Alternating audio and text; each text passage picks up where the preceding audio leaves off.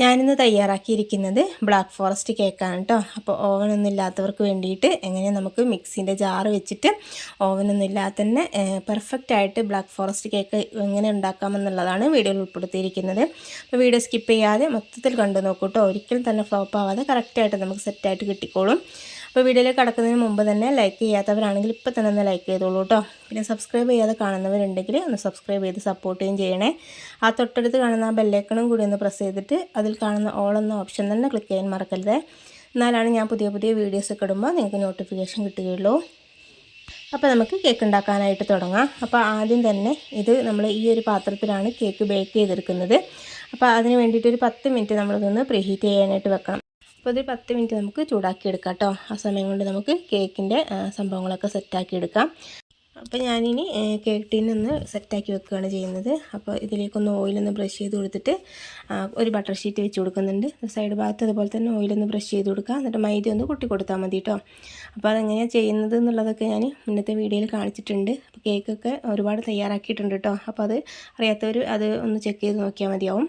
പിന്നെ ഇനി dry ingredients ഒക്കെ ഒന്നങ്ങ് അരിച്ചെടുക്കുക. അതിന് വേണ്ടിയിട്ട് ഒരു കപ്പ് മൈദപ്പൊടി എടുത്തിട്ടുണ്ട്. ഇനി അതിൽ നിന്നൊരു 3 ടേബിൾ സ്പൂൺ മൈദപ്പൊടി ഞാൻ മാറ്റിയെടുക്കുന്നുണ്ട് കേട്ടോ. മൈദപ്പൊടിയൊക്കെ എടുക്കുന്ന സമയത്ത് ഇതുപോലെ വടിച്ചിട്ട് എടുക്കണം കേട്ടോ. എന്നാലും കറക്റ്റായിട്ടുള്ള അളവും കാര്യങ്ങളും കിട്ടുക. അപ്പോൾ നമ്മൾ കപ്പിലേക്ക് എടുക്കുന്ന സമയത്തും ഇതുപോലെ തന്നെ വടിച്ചിട്ട് എടുക്കണം കേട്ടോ. അപ്പോൾ കുത്തി നിറച്ചിട്ട് ഒന്നും എടുക്കരുത്. അപ്പോൾ കറക്റ്റായിട്ടുള്ള അളവും കാര്യങ്ങളാവില്ല. അപ്പോൾ ഇതുപോലെ തന്നെ ഞാനിനി 3 ടേബിൾ സ്പൂൺ മൈദപ്പൊടി എടുത്ത് മാറ്റുന്നുണ്ട് കേട്ടോ. ഇനി നമ്മൾ ബാക്കിയുള്ള മൈദപ്പൊടി ഈ അരിപ്പയിലേക്ക് ഇട്ട് കൊടുക്കുക. നമുക്ക് അരിച്ചെടുക്കാൻ വേണ്ടിയിട്ടാണ് കേട്ടോ. അപ്പോൾ അത് മൊത്തത്തിൽ ഇട്ട് കൊടുക്കുന്നുണ്ട്. ഇനി നമ്മൾ മാറ്റി വെച്ചിരിക്കുന്ന മൈദപ്പൊടി ഉണ്ടല്ലോ, ആ ഒരളവിൽ തന്നെ ചോക്ലേറ്റ് പൗഡർ ചേർത്ത് കൊടുക്കുന്നുണ്ട്. 3 ടേബിൾ സ്പൂൺ തന്നെ ചേർത്ത് കൊടുക്കുന്നുണ്ട്. അപ്പോൾ ഡാർക്ക് ചോക്ലേറ്റ് പൗഡറൊക്കെ ആണെങ്കിൽ 3 ടേബിൾ സ്പൂൺ മതി കേട്ടോ. അപ്പോൾ ലൈറ്റ് ആണെങ്കിൽ 4 ടേബിൾ സ്പൂൺ ചേർത്ത് കൊടുത്താൽ മതി. ഇനി അതിലേക്ക് 1 ടീസ്പൂൺ നിറച്ചും ബേക്കിംഗ് സോഡയും അതുപോലെ തന്നെ ബേക്കിംഗ് പൗഡറും ചേർത്ത് കൊടുക്കുന്നുണ്ട് കേട്ടോ. രണ്ടും ഒരേ അളവിൽ തന്നെ ഞാൻ ചേർത്ത് കൊടുക്കുന്നത്. 1 ടീസ്പൂൺ കേട്ടോ മാത്രമാണ് ചേർത്ത് കൊടുത്തിട്ടുള്ളത്. പിന്നെ ആവശ്യത്തിനുള്ള ഉപ്പ്, ഒരു പിഞ്ച് ഉപ്പ് ചേർത്ത് കൊടുത്താൽ മതി. എന്നിട്ട് ഇതുപോലെ അങ്ങ് അരിച്ചെടുക്കുന്നുണ്ട്. അപ്പോൾ അരിച്ചെടുക്കുന്ന സമയത്ത് നമ്മൾ ഒരു 3-4 പ്രാവശ്യം എന്തായാലും അരിച്ചെടുക്കണം കേട്ടോ. എന്നാലാണ് കേക്ക് നല്ല സോഫ്റ്റ് ആയിട്ട് കിട്ടുള്ളൂ. അപ്പോൾ ഞാനൊരു 3 പ്രാവശ്യം ഇതൊന്ന് അരിച്ചെടുക്കുന്നുണ്ട്. അപ്പോഴാണ് നമുക്ക് സ്പോഞ്ച് പോലെ നല്ല സോഫ്റ്റായിട്ട് നമുക്ക് കേക്ക് തയ്യാറാക്കി എടുക്കാനായിട്ട് കഴിയുക. പൊടികളൊക്കെ എല്ലാ ഭാഗത്തേക്ക് എത്തുകയും ചെയ്തോളും. നമുക്ക് ഈസി ആയിട്ട് നമുക്ക് മിക്സിങ്ങൊക്കെ കറക്റ്റായിട്ട് സെറ്റായിട്ട് നടക്കുകയും ചെയ്തോളൂ കേട്ടോ. അപ്പോൾ ഇതുപോലെ അരിച്ചെടുക്കാനായിട്ട് പ്രത്യേകം ശ്രദ്ധിക്കണേ. അപ്പോൾ ഞാനിതാ 3 പ്രാവശ്യം അരിച്ച് എടുത്തതാണത്. ഇനി ഞാനതൊരു സൈഡിലേക്ക് വെച്ചിട്ടുണ്ട്. ഇനി മിക്സീൻ്റെ ജാർ എടുത്തിട്ടുണ്ട്. മിക്സീൻ്റെ ജാറൊക്കെ എടുക്കുന്ന സമയത്ത് ഒട്ടും തന്നെ വെള്ളമൊന്നും ഉണ്ടാവരുത് കേട്ടോ. ഡ്രൈ ആയിട്ടുള്ളൊരു പാത്രം തന്നെ എടുക്കണം. നമ്മൾ കേക്കിൻ്റെ എന്ത് സാധനം എടുക്കുന്ന സമയത്തും വെള്ളം ഒട്ടും തന്നെ ഉണ്ടാവാൻ പാടില്ലേ. ഇനി അതിലേക്ക് 3 കോഴിമുട്ട പൊട്ടിച്ചൊഴിക്കുന്നുണ്ട്. അപ്പോൾ അത്യാവശ്യം വലിപ്പമുള്ള കോഴിമുട്ട ആയതുകൊണ്ടാണ് 3 ചേർത്ത് കൊടുത്തിട്ടുള്ളത്. ചെറുതാണെങ്കിൽ ഒരു 4 എടുത്ത് കൊടുത്താൽ മതി. ഇനി ഞാനതിലേക്ക് 1/2 ടീസ്പൂണ് വാനില എസൻസ് ചേർത്ത് കൊടുക്കുന്നുണ്ട് കേട്ടോ. മുട്ടയുടെ ഫ്ലേവർ ഇല്ലാതിരിക്കാൻ വേണ്ടിയിട്ട് വാനില എസൻസ് ചേർത്ത് കൊടുക്കുന്നുണ്ട്. നമുക്കിതൊന്ന് അടിച്ചെടുക്കാം. ഒരു 10 സെക്കൻഡ് ഹൈ സ്പീഡിലിട്ടിട്ട് നമുക്കൊന്ന് അടിച്ചെടുത്താൽ മതി.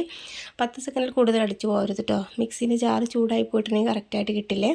അപ്പോൾ ഒന്ന് അടിച്ചെടുത്തിട്ടുണ്ട്. ഇനി അതിലേക്ക് 1 കപ്പ് പഞ്ചസാര പൊടിച്ചാണ് ചേർത്ത് കൊടുക്കുന്നത്. പഞ്ചസാര നമ്മൾ പൊടിച്ചതിന് ശേഷമുള്ള അളവാണ് പറയുന്നത് കേട്ടോ. അപ്പോൾ പൊടിക്കാത്തതിന് മുമ്പാണെങ്കിൽ ഒരു 3/4 കപ്പ് പഞ്ചസാര എടുത്തിട്ട് പൊടിച്ചാൽ മതി. അപ്പോൾ കറക്റ്റായിട്ട് 1 കപ്പ് തന്നെ നമുക്ക് കിട്ടിക്കോളും. കൂടുതൽ പഞ്ചസാര ചേർത്ത് കൊടുക്കണം കേട്ടോ. അപ്പോൾ കറക്റ്റായിട്ട് ടേസ്റ്റും കാര്യങ്ങളും കിട്ടില്ല. പിന്നെ ഒരു 3 ടേബിൾ സ്പൂണ് സൺഫ്ലവർ ഓയിൽ ചേർത്ത് കൊടുക്കുന്നുണ്ട്.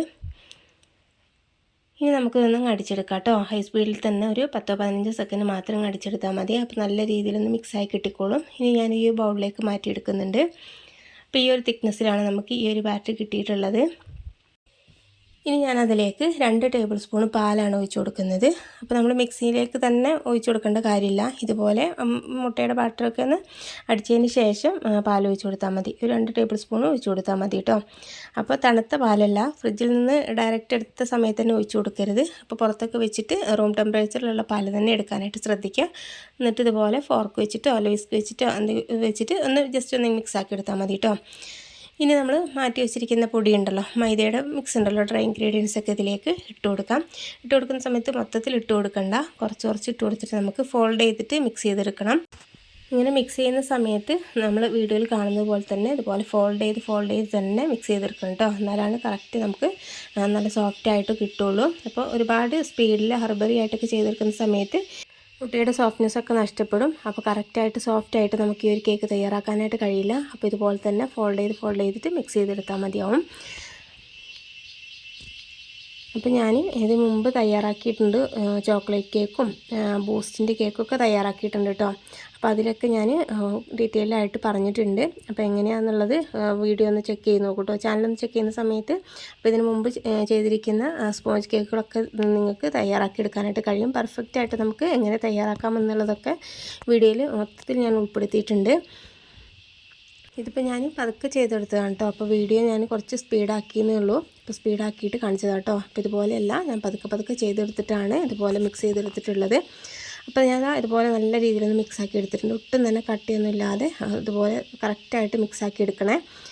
കുറച്ച് ടൈം എടുത്തിട്ട് നമ്മളിത് മിക്സാക്കി എടുക്കാനായിട്ട് ശ്രദ്ധിക്കണം. അപ്പോൾ ഇത് സെറ്റാക്കി എടുത്തിട്ടുണ്ട്. ഇനി നമുക്ക് ഒട്ടും തന്നെ വൈകാതെ കേക്ക് ടിന്നിലേക്ക് ഒഴിച്ചു കൊടുക്കാം കേട്ടോ. അപ്പോൾ നമ്മൾ ഇതിലേക്ക് ഒഴിച്ചു കൊടുക്കുന്ന സമയത്ത് റിബൺ ഷേപ്പിലായിട്ടാണ് നമുക്ക് കറക്റ്റായിട്ട് കിട്ടേണ്ടത്. എന്നാലാണ് കറക്റ്റായിട്ട് നമുക്ക് കേക്ക് സെറ്റായിട്ട് കിട്ടുക. അപ്പോൾ വീഴുന്ന കണ്ടില്ലേ, റിബൺ ഷേപ്പിൽ തന്നെ നമുക്കിതുപോലെ കിട്ടണം.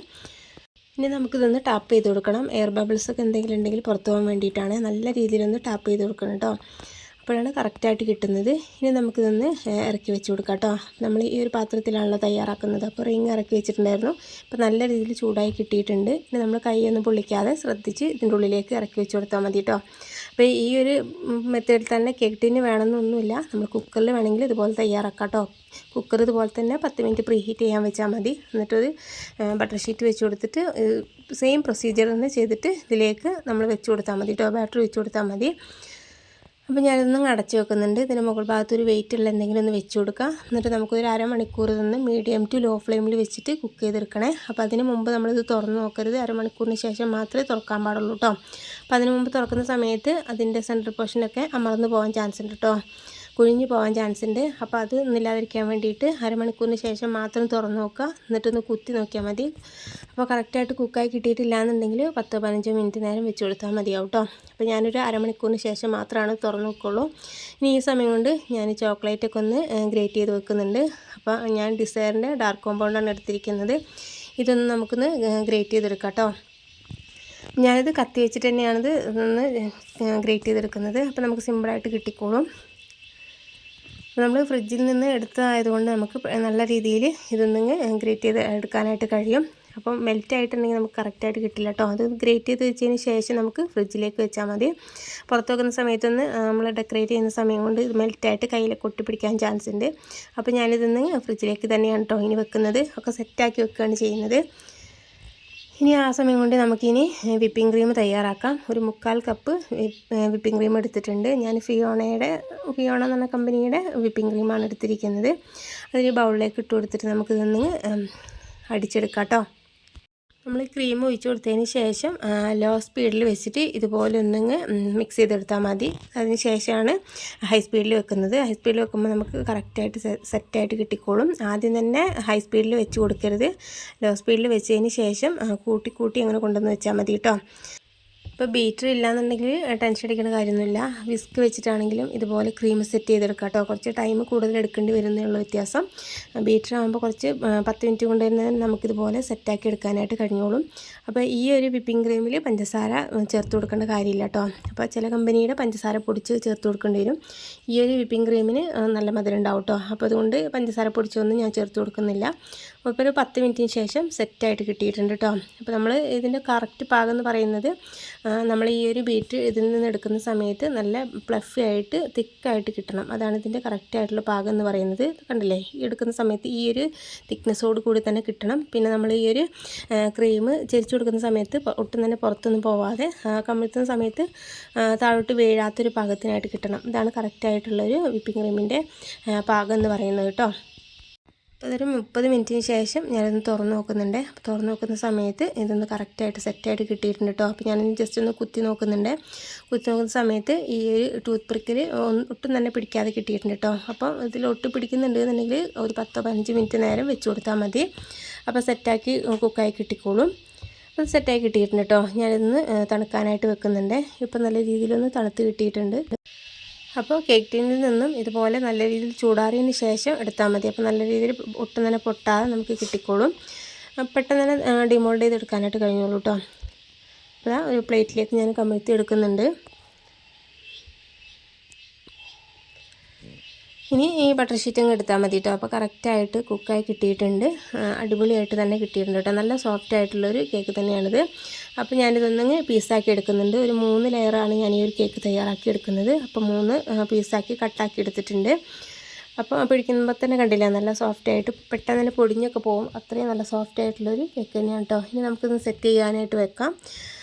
അപ്പോൾ അതിന് വേണ്ടിയിട്ട് ആദ്യം തന്നെ ക്രീമൊന്ന് അടിഭാഗത്ത് തേച്ച് കൊടുക്കുന്നുണ്ട്. പിന്നെ ഒന്ന് ലെവൽ ചെയ്ത് കൊടുക്കുന്നുണ്ട് കേട്ടോ.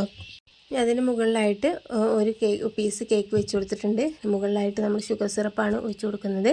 ഷുഗർ സിറപ്പ് ഇതുപോലെ കുറച്ച് ഒഴിച്ച് കൊടുത്താൽ മതി കേട്ടോ. ഒരുപാട് കൂടുതൽ ഒഴിച്ച് കൊടുക്കരുത്. അതിനുശേഷം ക്രീം ഒഴിച്ച് കൊടുക്കാം കേട്ടോ. ക്രീം ഇതുപോലെ ഒന്ന് ഇട്ട് കൊടുത്തതിന് ശേഷം ഒന്ന് ലെവൽ ചെയ്ത് കൊടുക്കുക. ലെവൽ ചെയ്യുന്ന സമയത്ത് നല്ല ഷേപ്പായി കിട്ടണമെന്നൊന്നുമില്ല കേട്ടോ. അപ്പോൾ ഇതുപോലെ ഒന്ന് ജസ്റ്റ് നിങ്ങൾ പരത്തി കൊടുക്കുന്നുണ്ട്. ഇനി അതിൻ്റെ മുകളിലായിട്ട് നമ്മൾ ഗ്രേറ്റ് ചെയ്ത് വെച്ചിരിക്കുന്ന ചോക്ലേറ്റ് ഇതിലേക്ക് വെച്ച് കൊടുക്കുന്നുണ്ട്. അപ്പോൾ ഇതിന് മുകളിലായിട്ട് വേണമെങ്കിൽ ചെറിയൊന്ന് പീസുകളാക്കിയിട്ട് ഇട്ട് കൊടുക്കണമെങ്കിൽ അങ്ങനെ ചെയ്ത് കൊടുക്കാം കേട്ടോ. അപ്പോൾ ഞാനിത് ചോക്ലേറ്റ് മാത്രമാണ് ചേർത്ത് കൊടുക്കുന്നത്. അപ്പോൾ മൊത്തത്തിലായിട്ട് ഇട്ട് കൊടുത്തിട്ടുണ്ട്. ഇനി അടുത്തൊരു പീസ് കൂടി ഇതിൻ്റെ മുകളിലായിട്ട് വെച്ച് കൊടുക്കാം. അപ്പോൾ ആദ്യം ചെയ്തതുപോലെ തന്നെ നമുക്ക് ചെയ്തെടുക്കാം കേട്ടോ. ജസ്റ്റ് ഇതുപോലെ കൈ കൊണ്ടൊന്നും പ്രസ് ചെയ്ത് കൊടുത്താൽ മതി. അപ്പോൾ സെറ്റായിട്ട് നിന്നോളും. ഇനി അതിൻ്റെ മുകളിലായിട്ട് നമ്മൾ ഷുഗർ സിറപ്പ് വെച്ച് കൊടുക്കുക. എന്നിട്ട് ക്രീമും വെച്ച് കൊടുക്കാം കേട്ടോ. ഇനി അതുപോലെ തന്നെ ബാക്കി ചെയ്തെടുത്താൽ മതി. അപ്പോൾ ഷേപ്പ് ചെയ്യുന്ന സമയത്ത് ഒരുപാട് നല്ല രീതിയിൽ ഷേപ്പാക്കി എടുക്കണമെന്നൊന്നുമില്ല. ഇതുപോലെ ഒന്ന് ലെവലാക്കി എടുത്താൽ മതിയാവും കേട്ടോ. ഇനി അതുപോലെ തന്നെ കുറച്ച് ചോക്ലേറ്റ് ഗ്രേറ്റ് ചെയ്തത് ഇട്ട് കൊടുക്കുന്നുണ്ട്. എന്നിട്ട് അടുത്ത പീസും കൂടി വെച്ച് കൊടുക്കാം കേട്ടോ. കേക്ക് വെച്ച് കൊടുത്തിട്ട് നമുക്കതുപോലെ തന്നെ ഷുഗർ സിറപ്പ് ഒഴിച്ച് കൊടുക്കാം. എന്നിട്ട് ക്രീം തേച്ച് കൊടുക്കാം.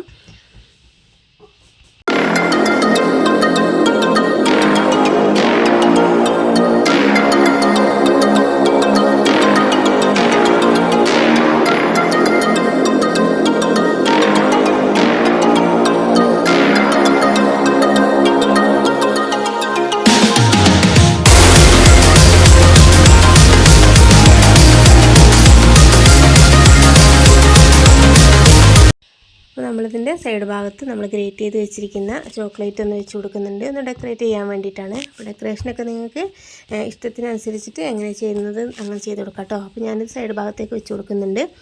അതുപോലെ തന്നെ മുകളിൽ സെൻറ്റർ ഭാഗത്തും ചോക്ലേറ്റ് ഒന്ന് വെച്ച് കൊടുക്കുന്നുണ്ട് കേട്ടോ. കണ്ടില്ലേ, സെറ്റായി കിട്ടിയിട്ടുണ്ട്. നമുക്ക് ഇതിന് മുകൾ ഭാഗത്ത് വെച്ച് കൊടുത്തിട്ട് ഓരോ സൈഡിലും ഓരോ ഫ്ലവർ ഇങ്ങനെ വെച്ച് കൊടുക്കുന്നുണ്ട് കേട്ടോ. അപ്പോൾ ഈ ഫ്ലവറിൻ്റെ മുകളിലായിട്ട് ചെറിയൊക്കെ വെക്കുന്നവരൊക്കെ ആണെങ്കിൽ അങ്ങനെ വെച്ച് കൊടുക്കാം. ഇനി നമുക്കിതൊന്ന് ഫ്രിഡ്ജിലേക്ക് വെക്കാം. ഒരു 3 മണിക്കൂറെങ്കിലും ഇതുപോലെ ഫ്രിഡ്ജിലേക്ക് വെക്കുന്ന സമയത്താണ് ഇത് സെറ്റായിട്ട് കിട്ടുക. അപ്പോൾ അതിന് ശേഷം നമുക്ക് കട്ട് ചെയ്തെടുത്താൽ മതി കേട്ടോ. അപ്പോൾ ഞാനിതൊരു 3 മണിക്കൂറിന് ശേഷം എടുത്തതാണ്. നമുക്ക് കട്ട് ചെയ്തിട്ട് കാണിച്ചു തരാം. അപ്പോൾ അടിപൊളിയായിട്ടുള്ളൊരു കേക്ക് തന്നെയാണിത്. അപ്പോൾ നിങ്ങൾക്ക് വീഡിയോ ഇഷ്ടപ്പെട്ടിട്ടുണ്ടെന്നുണ്ടെങ്കിൽ ലൈക്ക് ചെയ്യാനും പിന്നെ ഒന്ന് ഫാമിലി ഫ്രണ്ട്സിനൊക്കെ ഒന്ന് ഷെയർ ചെയ്യാനും മറക്കരുത്. ട്രൈ ചെയ്ത് നോക്കുന്ന സമയത്ത് ഒന്ന് ഫീഡ്ബാക്ക് അറിയിക്കാനും മറക്കരുത് കേട്ടോ. അപ്പോൾ നമുക്കിനി പുതിയൊരു വീഡിയോയുമായിട്ട് വീണ്ടും കാണാം. Okay, thank